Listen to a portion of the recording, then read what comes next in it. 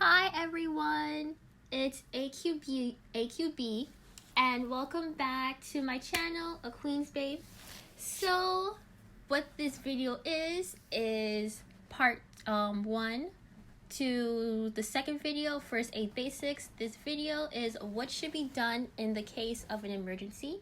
So you will be learning about if there was a emergency, like someone suddenly falls or you see that there's a lot of people in distress, you would know what to do and what order to assess the scene and get the best results.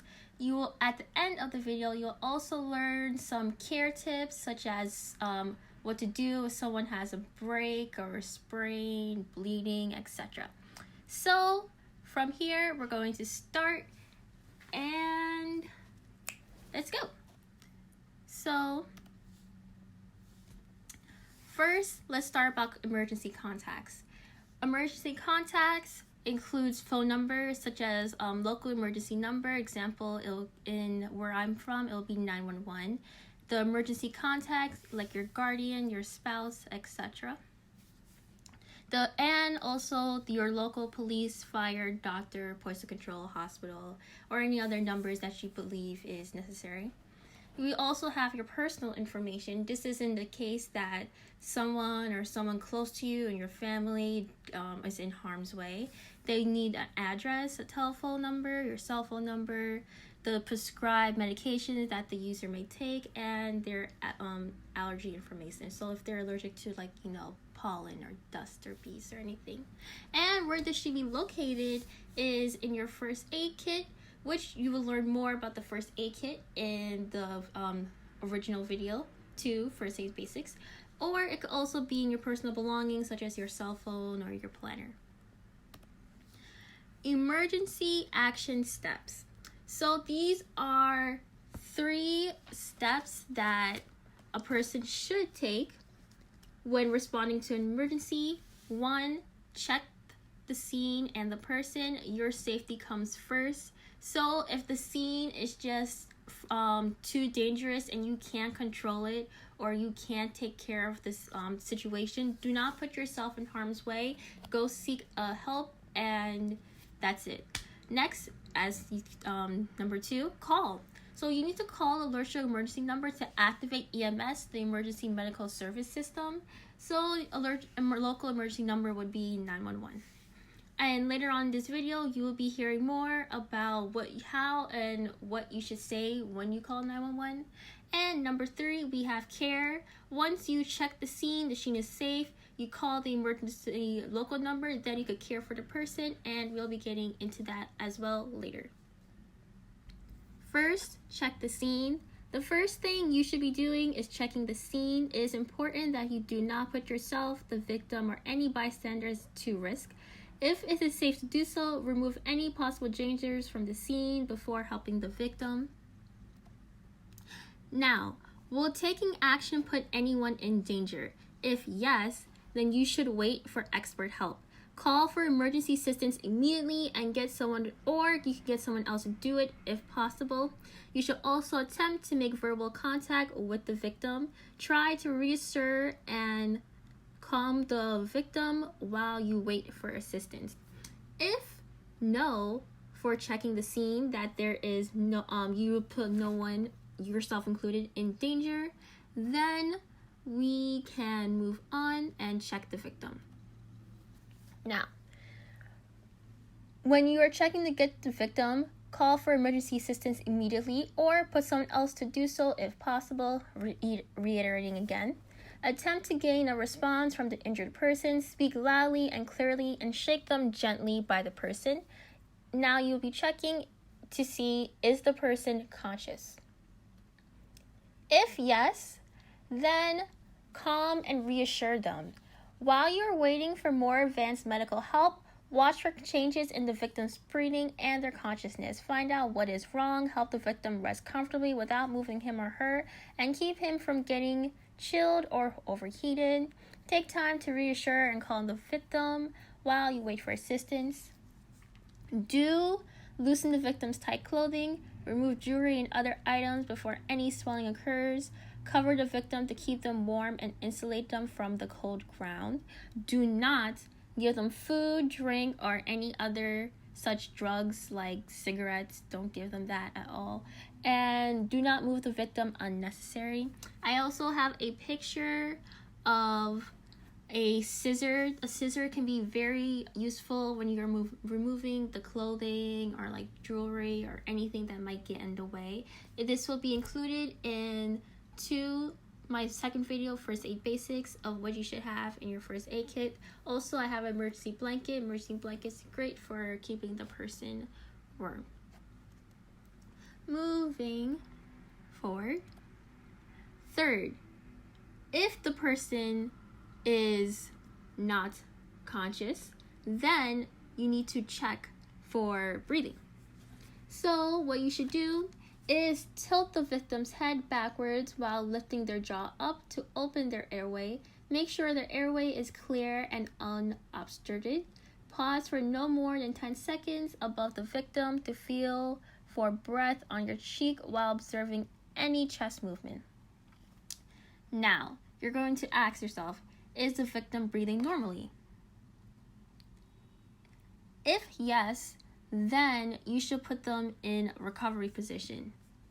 If it is safe to move the casualty, place them in a recovery position by turning the person to their side while keeping their head, neck, and spine straight. Allow any fluid to drain from the victim's mouth and cover them to keep them warm. You could also place something underneath them to insulate them from the cold ground. Please do not try to leave the victim unattended and wait for system. Just reassure and reassess the victim regularly. If a head or neck injury is suspected, then do not try to move the victim. Leave them in a face-up position unless you can determine if the person is breathing. So yeah, just as I said, just try not to move them too much. Now, if the victim is not breathing normally, then it's time to perform CPR. Now, I believe that for CPR, rescue breaths, AED, it is very important that you get formal training from a professional. This is a video, and a video will never be as great as getting hands-on experience. But because this is what to do in an emergency, if you note that the victim is not breathing normally, then you should be performing CPR. How that will work is you position yourself above the victim's chest, place the heel of one hand on the lower half of the breastbone, place the heel of your other hand on top and interlock fingers with your arms straight, push firmly down on the chest and then release. Repeat at a rate of 100 to 120 per minute. Give compressions until help arrives. Now, from here, you'll be asking, has consciousness been regained? If yes, then you will wait for medical help. We will go through what we've been through, what we covered before, calm and reassure, have them go into recovery position and just reassess the victim regularly. Leave the victim in position provided that there is no risk of further damage. Cover them to keep them warm. This is calming and reassuring. Place something under them to insulate them from the cold ground, and try to just, like I mentioned, just calm, reassure, assess, or wait for assistance. If no, the person has not regained consciousness, then we'll move into rescue breaths. So rescue breaths, same deal. It's only for trained first aiders only. So after 30 compressions, tilt the victim's head backwards while lifting their jaw up to open the airway. Hold their nose shut and open their mouth. Seal the mouth with yours and use a restoration aid. So this could be a CPR mask. Give one steady breath for 1 second. This is an effective rescue breath. Remove your mouth and wait for the chest to fall. Repeat that so you give 2 effective rescue breaths in total. You should be repeating the process for 30 compressions followed by 2 rescue breaths until normal breathing is regained or help arrives. When you actually do perform this, you will literally see the chest raising as you breathe into their bodies and then falling, and so you would know if it's working or not. And from here, we'll be getting into when and how to call the local emergency number. If you are alone, you may have to decide whether to call the local emergency number or give care before you call. There are times when a conscious person will tell you not to call the local emergency number, and they have their reasons, of course, and you may not always be sure what to do in this situation. If the person is unconscious, stay calm and call the local emergency number immediately, and you should look for a medical identification tag, bracelet, necklace, or anything of that sort.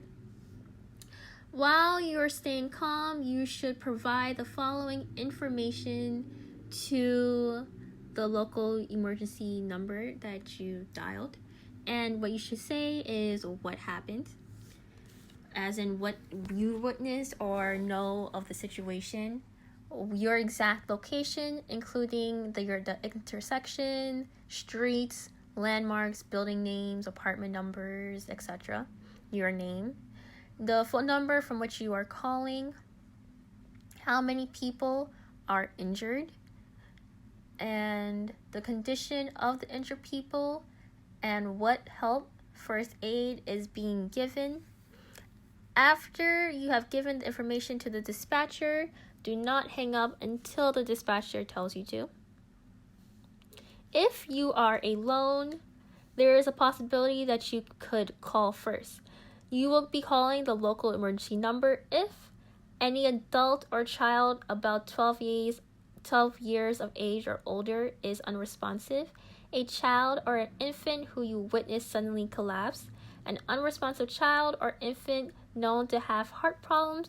Call for situations are likely to be cardiac emergencies such as sudden cardiac arrest.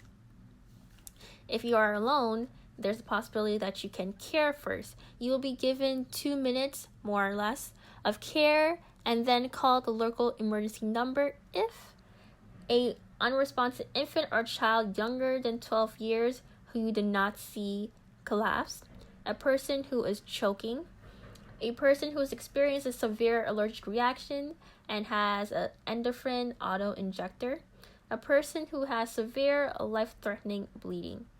If you are alone and you have to leave the person for any reason, such as to call for help, get a automatic external defibrillator such as ADD, place the person in recovery position as we learned previously, and this will help the airway remain open and clear if the person needs to release any fluids. So now from here we'll be getting into care.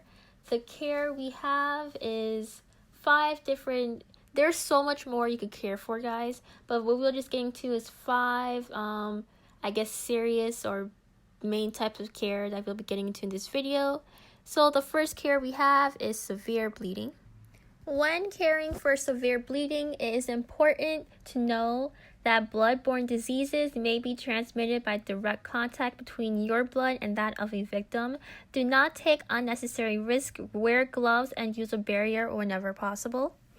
To stop the loss of blood, dress the wound and apply manual pressure until bleeding stops. Ensure the dressing is tied on firmly. If the dressing becomes soaked, do not remove it. Apply another on top. For bleeding limbs, raising a limb above the level of the heart reduces the flow of blood. A tourniquet tied to the limb above the wound may help stop the bleeding. A tourniquet should be loosened off every 10 minutes. If bleeding continues, you just retighten. Also, I have an image. This is just some gauze. You should always have gauze and bandages on hand, guys. Care for head injury or concussion. Important to know, if neck or spinal injury is suspected, do not move the victim until medical help arrives. If in doubt, assume a neck and spinal injury. Cover the victim to keep them warm. Call for medical help immediately or get someone else to do so if possible. Provided there is no injury to the neck or spine, if the victim is unconscious, place them in recovery position. If they are conscious, encourage the person not to move. If the injured person has been knocked out, is disoriented, drowsy, vomiting, or simply not quite right, seek medical attention urgently as they may be seriously injured. Do not assume that the victim is getting better if the symptoms start to disappear, as the symptoms may fluctuate. Caring for breaks and fractures. A broken or cracked bone is known as a fracture. Keep the injured person warm and comfortable, but do not move them unnecessarily. Signs of a fracture are pain, swelling, deformity, bruising, the inability to use the injured part due to the pain and weakness. If the person cannot feel anything, they may have severe nerve damage. Use a splint to immobilize the fractured bone and take steps to prevent it from coming under any strain. If the person cannot walk, then only an expert first aider should be prepared to have them be moved. Never put any weight on a fractured limb. As always, send for medical help. Literally, guys, sending for medical help, just calling the local emergency numbers, like, that could almost, a lot of times that's just like enough. Not a lot, but sometimes. Care for sprains and strains. If in doubt, treat as a fracture. To minimize swelling, keep the limb raised and avoid movements. Apply a cold compress for 30 minutes, then wrap a crepe around the limb. This should be tight enough to support it, but not so tight that it restricts circulation. Fasten the bandage with a safety pin and rest the limb as much as possible. This is our last care tip. So we will be caring for shock/distress. Shock can occur during any injury and can be fatal if left untreated. Symptoms include dizziness, weakness, feeling pale and cold. The victim may shiver, have cold, clammy skin, a weak, rapid pulse. There may be shallow breathing, and the victim may feel weak, giddy, and sick. Make the person lie down and place their head lightly lower than the rest of their body. Loosen any tight clothing. Place the person on his or her back. Lift the legs up, keeping them bent at the knee. If possible, wrap the person in a warm blanket, taking extra care to cover the extremities. Comfort and reassure them. Do not give them anything to eat or drink. And as you guys know, call for medical help. So, this is the conclusion or the end. This is just, guys, important to know that this information is just for guidance only. If you are ever in doubt, you should always seek medical attention. If a neck or spinal injury is suspected, do not try to move the person. And always go take C.P.R. classes, take ED classes, and take first aid classes. It is always good to just be fully trained on how to proper administer these life-saving procedures, and there's nothing wrong with getting extra help. So this is the end of 2.1 First Aid Basics, what to do in the case of emergency. Thank you so much for watching, and for more information, thank you so much for watching my informational life skill videos. Stay sharp, smart, and safe, and I'll see you next time. Please don't forget to like, comment, subscribe, follow, all that. Stay tuned for more. Thank you so much. Bye.